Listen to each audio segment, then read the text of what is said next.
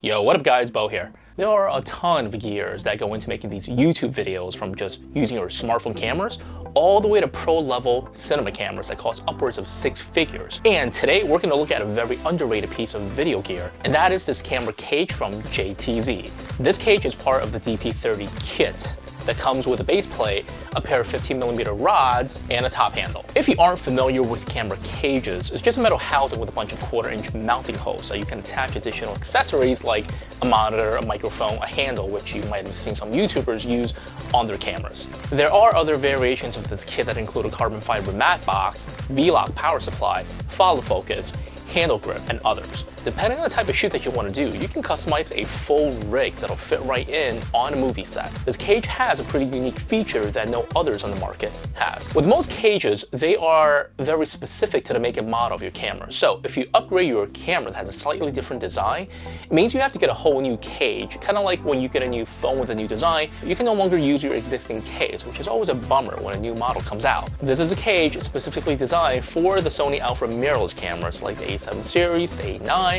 and the smaller A6000 series, as well as the Panasonic mirrorless like the GH4, the GH5, and the brand new GH5S. It even works with the Blackmagic Pocket cinema camera. So this cage works with all the cameras that I just mentioned, and all you need is the camera-specific quick-release mounting plate. This is attached to the bottom of your camera, and the entire camera slides right into the cage. Really well-thought design. So instead of making the cage fit the camera, here we're making the camera fit the cage, so to speak. The reason why I like this type of design so much is I like to use A7 III, which is what I'm using to film this video with, as well as for both video and photography work. You notice this cage is big and bulky, and not really something you want to use when you're taking photos since it's not that comfortable in the hand, and access to some of the buttons isn't easy.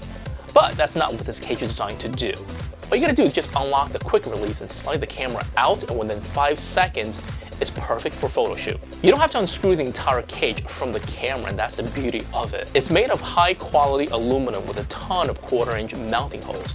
The whole thing feels like one solid piece of metal with zero flex, and it's built like a tank, and heavy like one too. There are also 2 cables included as well.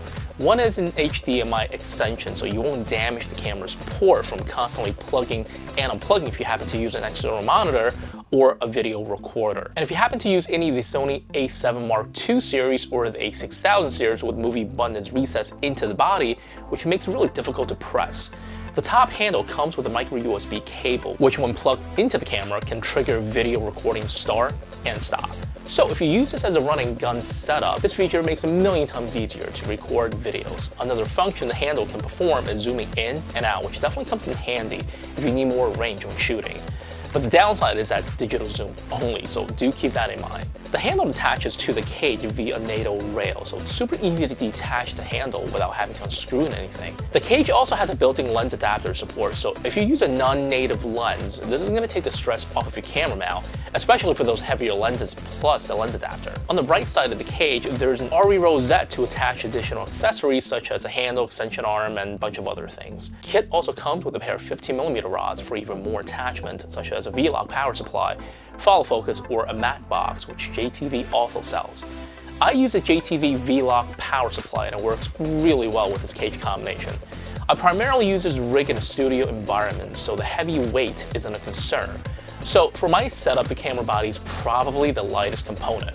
I opted to use a different top handle just because I used the Atomos Shogun Inferno as my video recorder, and there wasn't really an easy way to mount this 2.5-pound beast on the handle. Speaking of which, the handle is the only thing that isn't made out of metal, and plastic housing feel a little bit on the cheap side and it's hollow, and I'm not really sure how much abuse it can take. But the rest of the kit is both high quality and a great value, which is a combination you don't usually find. But even with the plastic handle, I would still highly recommend this for anyone that wants to rig up their cameras. So, hope you guys enjoyed this video, and if you did, hit that like button and don't forget to subscribe if you haven't done so already. And make sure to hit that bell icon so you'll be notified when I drop the next video. This is Bo.